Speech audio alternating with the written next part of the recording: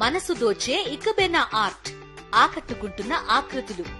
పూర్తి వివరాలకు చదవండి రేపటి సాక్షి హైదరాబాద్ ఎడిషన్. ఇది కాక ఏమంటాడు తెలిసిన, నేను ఎక్కడో మాట్లాడేటప్పుడు నేను ఎక్కడో చూసినట్లుంది 2,23,000 కోట్లు ఆఫ్ బడ్జెట్ బారోయింగ్స్. ఎక్కడ చూడలేదండి, ఎక్కడ చూడలే. ఎక్కడ మీరు చూసినదంటే ఇదే సేమ్ కాగ్ రిపోర్ట్లో ఏమనుందండి, పరిమితి ప్రకారం గ్యారంటీలు పేజ్ నెంబర్ 20, గ్యారంటీల ప్రకారము రాష్ట్ర ప్రభుత్వము పరిమితి చేయగలిగినది 2,23,004 కోట్లు అయితే చేసినది మాత్రం 1,54,500. ఎక్కడో చూసినట్లుంది అంటాడు. చేయగలిగినది 2 లక్షలు అంటే మాకు లిమిట్ ఉంది, 2,23,000 కోట్ల లిమిట్ ఉంది, కానీ చేసినది 1,54,000 కోట్లు ఎక్కడో చూసినట్లుంది అని అంటారు. అంటే ఎంత ఇర్రెస్పాన్సిబుల్ చూడండి. తగునండి మీకు 90% మీరు అంతకంటే చేయనీక లేదు కదా అంటాడు. రెవెన్యూ రిసిప్ట్లో మనకు రెవెన్యూ రాబడి ఏదైతుందో అంతకంటే 90% కంటే చేయనీక లేదు కదా. రెవెన్యూ రాబడి ఎంత ఉండిందండి ఆ సంవత్సరం? 1,73,797 కోట్లు. 1,73,797 కోట్లలో 1,54,797 కోట్లు గ్యారెంటీలు ఇస్తే అర్థం ఏమండి? 90 లోపలనే కదా ఉండేది. ఎట్లా చేయాలనో ఏందో వీళ్ళను, ఎవరు గుంజీలు తీయాలనో ఎవరు గుంజీలు తీపియాలనో, ఈ గుంజీల బిజినెస్ ఏందో. ఇది కాక ఇంకోటి కొత్త రకం చెప్తాడు ఈయన. ఎక్కడ ఇది అసలు అంతర్జాతీయ అకౌంటింగ్ సిస్టంలో పెట్టాలి రామకృష్ణ గారి సిస్టమ్ అని, సపరేట్ సిస్టమ్. ఏమంటాడు తెలిసిన, వేస్ అండ్ మీన్స్ అండ్ ఓడి ఉంటుంది. ఇప్పుడు ఎవరైనా వ్యాపారం చేసే వాళ్ళకి తెలుస్తుంది. మనకు బ్యాంకుకి పోయినప్పుడు క్యాపిటల్ మన ఏదైతే లోన్ ఉంటుందో, టర్మ్ లోన్ ఉంటుందో అది అప్పు కింద వస్తుంది. ఓడి అని ఉంటుంది బ్యాంకులో, మనం తీసుకుంటుంటాం కడుతుంటాం. దాన్ని ప్రభుత్వంలో 2 రకాలు వస్తుంది. ఒకటి ఓడి వస్తుంది, ఒకటి వేస్ అండ్ మీన్స్ అని వస్తుంది అనమాట. అంటే ఇది ఎట్లా, మనకు ఒక లిమిట్ ఉంటుంది. మనం తీసుకుంటాం, ఈరోజు తీసుకుంటాం రేపు కడతాం. అదంతా లెక్కేసి 2 లక్షల కోట్లు అది కూడా కలుపుతాడంట. ఎక్కడన్నా విన్నారా ఇది ఎక్కడన్నా? అంటే మనము బ్యాంకులో తీసుకుంటాము కడుతుంటాము, ఫైనల్గా ఎంత వస్తుంది అప్పు కింద?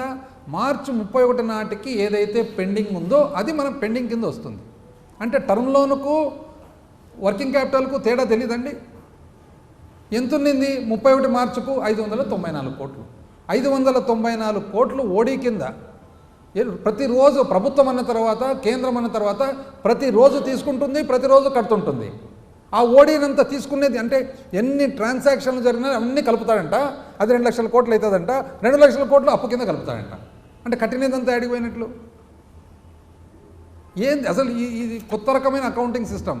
ఇది ఎవరన్నా మన పెద్దోళ్ళు అమర్త్యసేను, దాని తర్వాత యాడమ్ స్మిత్ ఇట్లాంటి వాళ్ళు చూస్తే కానీ పడిపోతారు. ఇంకా నెక్స్ట్ ఇది ఎక్కడ లేదండి ఈ టైప్ సిస్టమ్ అని చెప్పేసి. ఇంకోటి క్యాపిటల్ అవుట్లే లేనే లేదు అంటాడు, సింగిల్ డిజిట్ అంటాడు. ఆయన ముఖ్యమంత్రి గారు చూస్తేనేమో 0నే, ఈయన చూస్తే సింగిల్ డిజిట్ అనే. మళ్ళీ ఇప్పుడే చూపిస్తుంది కదండి, 23,330 కోట్లు మూలధన వ్యయం ఉంది. మళ్ళీ సింగిల్ డిజిట్ ఎట్లయిందండి? 5 అంకెలు ఉన్నాయి దాంట్లో. సింగిలా 23,330 కోట్లని సింగిల్ డిజిట్ అంటే ఎంత? 9 రూపాయలు లాస్ట్. 10 రూపాయలు పోతానే అయిపోయాయి కదా. 23,330 కోట్లను సింగిల్ డిజిట్ అంటే ఇంకేమన్నా? అంటే 9 కోట్లు మీ ప్రకారం సింగిల్ డిజిట్ అంటే. ఎక్కడ 9 కోట్లు, ఎక్కడ 23,330 కోట్లు? అసలు ఇంకేమి చెప్పుకుంటూ పోతే కానీ టైం చాలదు. ఇది కాక ఇంకా నెక్స్ట్ ప్రజెంటు ఆర్థిక శాఖ మంత్రి గారు, అసెంబ్లీ మంత్రి పయ్యావుల కేశవ్ గారి ప్రసంగం. 5 ఏళ్ల పాటు రాష్ట్రంలో ఆర్థిక విధ్వంసం సృష్టించారు, అయినా తిరగడానికి పెట్టేందుకు అనేక ఇబ్బందులు పడుతున్నామంట. ఎవరిదండి విధ్వంసం సృష్టించినది? కొత్త ప్రభుత్వం పూర్తి స్థాయి బడ్జెట్ ప్రవేశపెట్టేందుకు వీలు లేకుండా చేశారు గత ప్రభుత్వం చేసిన అప్పులు. ఏం అప్పులు ఉన్నాయి? మీరు చేసిండేది ఎక్కువ అప్పులు. మీరు ఎక్కువ అప్పులు చేసినారు. మీరు ఎంత అప్పులు చేసినారో మీరే చూపిస్తున్నారు. కాగు చూపిస్తుంది. కాగు ఇచ్చిన లెక్కల ప్రకారం, మీరు ఇచ్చిన లెక్కల ప్రకారం, మీరు సబ్మిట్ చేసిన లెక్కల ప్రకారం మీరే ఎక్కువ అప్పు చేస్తున్నారు. మేము 13% చేస్తే మీరు 22% చేస్తారు సంవత్సరం మీద సంవత్సరం.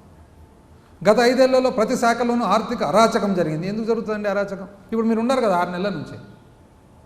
ఎందుకు? ఏం అరాచకం జరిగిందో చూపిలేకున్నారు ఎందుకు? గత ప్రభుత్వం అంకెల గారెడి. ఏమనంటే అంకెల గారెడి. ఇక్కడ చూడండి, ఆయన చెప్తాడు కేశవ్ గారు,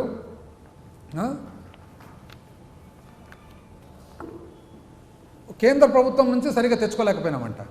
రెవెన్యూ డెఫిసిట్ గ్రాంటు మీరు సంకీర్ణ ప్రభుత్వంలో భాగస్వాములు 2014లో 17,000 కోట్లు ఆంధ్రప్రదేశ్ పునర్వ్యవస్థీకరణ చక్రం ప్రకారం రావాల్సి ఉంటే 17,000 కోట్లకు గాను మీరు కొన్ని రోజులు బాగుంటారు, కొన్ని రోజులు కొట్లాడతారు, కొన్ని రోజులు నవ్వుతారు, కొన్ని రోజులు కొట్లాడతారు. ఏందో మీది అర్థమే కాదు.